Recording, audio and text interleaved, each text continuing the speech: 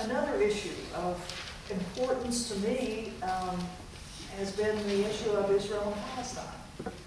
As a U.S. diplomat, one of the questions that you get as a diplomat, no matter where you're assigned in the world to a U.S. embassy, one of the very first questions that people in your host country ask you are, what about the Israeli-Palestinian conflicts and how the United States seems to take the side of Israel on every single thing that happens?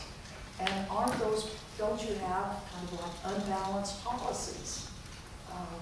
How could you possibly condone everything that happens? And it is a big question.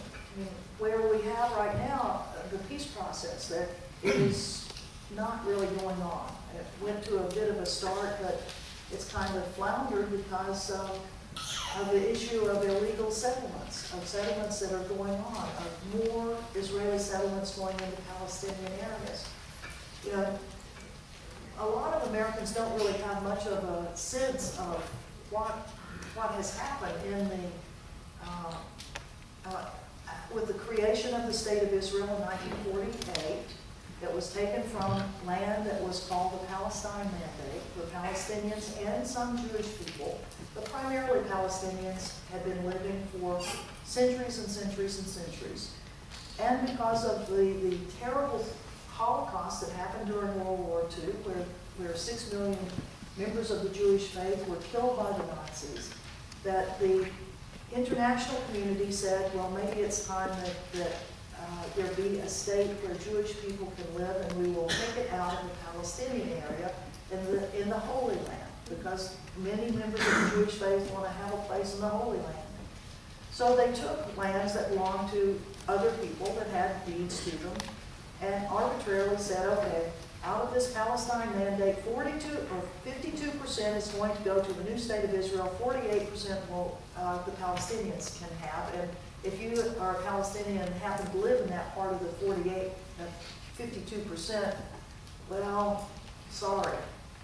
Over 800,000 people were moved out of their lands in a one-year period. And do you think they are perturbed about it? Yeah, here it is 50 years, 60 years later, and people are still perturbed about that their homes have been taken from them.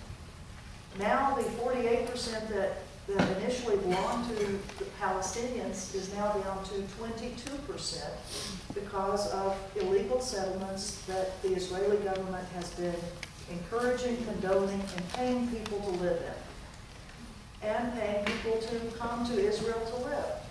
You know, there are 1 million Russians that live in Israel now that have been brought to Israel. Only half of those Russians, 500,000, only half of them are members of the Jewish faith.